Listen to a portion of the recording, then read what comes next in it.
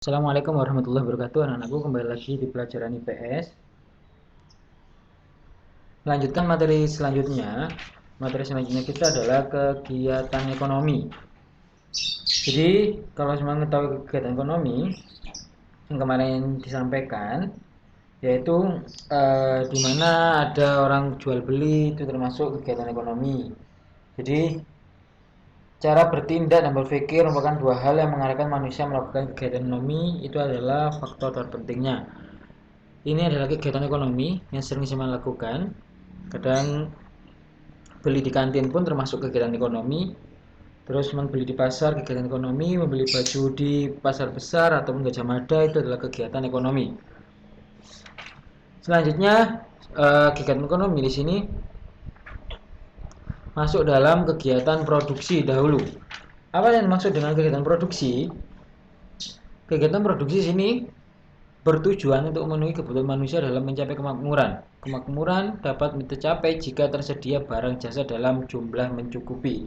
Ini disebut dengan makmur. Contoh, ketika pengusaha mebel merubah kayu menjadi kursi atau meja, maka pengusaha mebel tersebut pada dasarnya sedang melakukan kegiatan produksi karena sudah menghasilkan barang dan jasa. Selain itu, penerbit buku juga dapat dikatakan melakukan kegiatan produksi karena menambah nilai guna kertas menjadi sebuah buku yang memiliki pengetahuan dan manfaatnya lebih tinggi dibandingkan ketika masih berupa kertas kosong. Itu disebut dengan kegiatan produksi. Contoh lagi adalah kegiatan produksi adalah kayu gelondongan itu bisa digunakan sebagai kertas, buku dan sebagainya. Itu adalah kegiatan produksi. Terus bola, kain bola itu menjadi pakaian, jadi kain, dari kain produksi menjadi baju dan lain sebagainya. Terus di situ pasti ada namanya nilai guna suatu barang tersebut antara lain. Yang pertama adalah nilai guna karena bentuk. Suatu barang akan berubah nilai gunanya jika mengalami perubahan bentuk atau wujud. Contoh, kapas mengalami perubahan nilai guna setelah diolah menjadi kain. Demikian juga kain telah berubah nilai gunanya setelah digunakan menjadi baju, celana, taplak meja, sarung, bantal, dan sebagainya. Yang kedua adalah nilai guna karena tempat. Letak atau lokasi suatu barang menentukan nilai guna suatu barang. Barang akan mengalami perubahan nilai guna ketika berada di tempat yang berbeda. Rotan di tengah hutan beda nilainya dengan rotan yang sudah ada di toko bangunan. Demikian pula juga pasir dan batu. Di air orang membutuhkan kapal sebagai sarana transportasi, bukan mobil. Pasir dan batu di sungai lebih rendah manfaatnya dibandingkan pasir dan batu yang telah tersedia di toko bangunan. Di air kapal lebih berguna daripada mobil. Sebaliknya, di darat mobil lebih berguna daripada kapal. Jadi nilai guna karena tempat itu berbeda. Yang ketiga adalah nilai guna barang karena waktu. Waktu mempengaruhi nilai guna suatu barang. Ada barang yang sangat bernilai pada saat atau musim tertentu, tetapi kurang bernilai pada waktu yang lain. Misalnya ketupat akan sangat susah dicari atau sangat dicari ketika yang namanya lebaran. Demikian juga trompet, kertas sangat bernilai menjelang tahun baru. Ada juga barang yang dulu kurang dibutuhkan sekarang menjadi sangat dibutuhkan, atau sebaliknya. Itu disebut dengan nilai guna barang karena waktu. Waktunya berbeda dan nilainya terkadang mahal juga. Kalau daging, contoh daging ketika mau lebaran mahal. Baju mau lebaran kadang ada yang mahal, ada yang diskonan. Itu sesuai dengan nilai guna karena tempat. Terus yang terakhir adalah nilai guna barang karena kepemilikan. Suatu barang dapat mengalami perubahan nilai guna akibat perbedaan kepemilikan. Suatu barang akan kurang bermanfaat jika dimiliki bukan oleh orang yang tepat. Misal saja adalah kurang jala. Kalau bahasa kita adalah jolo. Kurang bermanfaat bagi seorang wartawan. Bagi apa wartawan pakai jolo? Kan nggak mungkin. Kitasnya ada jolonya atau jalan, nggak mungkin. Seorang wartawan lebih membutuhkan namanya kamera atau komputer atau laptop untuk bekerja. Jala sama akan berguna lebih bagi nelayan daripada nelayan membawa laptop atau kamera ke laut. Itu adalah disebut dengan nilai guna barang karena kepemilikan. Selanjutnya adalah faktor produksi alam dalam pengertian ekonomi ialah segala kekayaan alam yang dapat dimanfaatkan untuk menghasilkan barang dan jasa. Jadi faktor alam itu juga mengaruhi untuk diolah menjadi manfaat kepada kehidupan kita. Tetapi perlu diingat, manfaat kepada kita tidak boleh merusak namanya lingkungan. Boleh mengambil tapi jangan serakah. Dampak dari keserakahan pengambilan alam nantinya akan berpengaruh pada kehidupan kita. Karena kita sudah harusnya berdampingan dengan alam. Faktor produksi alam dapat pengertian ekonomi adalah segala kekayaan di alam yang dapat dimanfaatkan untuk menghasilkan barang dan jasa. Faktor produksi alam disebut juga sumber daya alam atau SDA. Karena barang-barang ini sudah tersedia di alam tanpa manusia harus membutuhkannya terlebih dahulu. Berikut ini contohnya produksi alam. Yang pertama ialah tanah merupakan tempat berlangsungnya berbagai kegiatan produksi. Tanah digunakan untuk pertanian, perdagangan, perkantoran, dan bangunan. Yang kedua adalah air. Dapat digolongkan menjadi air laut, air terjun, air sungai, dan sebagainya.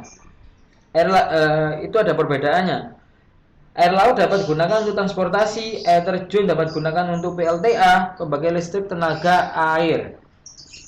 Terus air sungai dapat digunakan untuk irigasi, untuk pertanian, dan sebagainya. Dan air tanah dapat digunakan untuk mandi dan minum atau disebut kadang sumur atau sumber.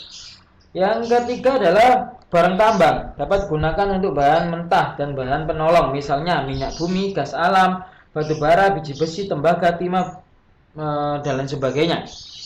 Yang terakhir adalah iklim, dapat mendukung usaha pertanian dan pelayaran. Iklim juga pengaruh terhadap pertanian dan pelayaran. Ketika cuaca buruk seperti hari ini mempengaruhi yang namanya tangkapan. Akhirnya harga ikan tinggi karena apa? Nelayan sepi untuk melaut. Dan juga pertanian, ketika intensitas hujan ini sangat tinggi atau curah hujan sangat tinggi, otomatis lahan pertanian ini sulit untuk dikontrol. Karena keseringan curah hujan tinggi juga berpengaruh terhadap hasil pertanian. Selanjutnya adalah faktor produksi tenaga kerja.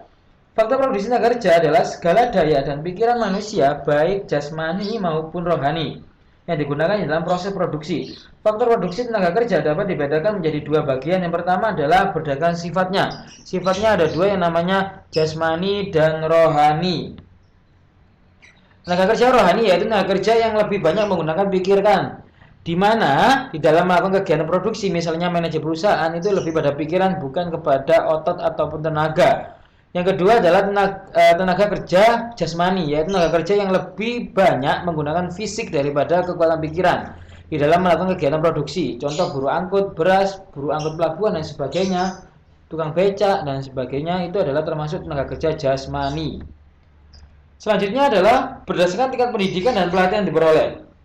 Jadi pekerjaan itu ada tahapan ataupun ada tingkatannya. Yang tingkatan pertama adalah tenaga kerja terdidik, yaitu tenaga kerja yang bekerja memerlukan pendidikan khusus sebelum bekerja. Jadi sebelum bekerja harus menempuh pendidikan. Yang pertama adalah dokter, guru dan perawat, pengacara dan lain sebagainya. Itu butuh namanya gelar ataupun ijazah telah selesai menempuh pendidikan untuk menjadi dokter, guru dan perawat. Yang kedua adalah tenaga kerja terlatih, yaitu tenaga kerja yang memerlukan pelatihan sebelum bekerja. Contoh montir, supir, juru mesin, dan masinis, itu butuh berlatih. Bayangkan saja kalau supir tidak terlatih, pasti kita akan ketakutan ketika di dalamnya. Contoh lagi, montir atau juru mesin ketika tidak terlatih, bukannya baik mesinnya, malah amburadul malah. Terus yang terakhir adalah tenaga kerja tidak terlatih dan tidak terdidik, yaitu tidak perlu melakukan yang namanya pendidikan dan tidak perlu berlatih. Contoh tukang gali got, kuli pasar, dan penyapu jalan. Ini tidak perlu yang namanya tidak perlu terdidik dan tidak perlu terlatih.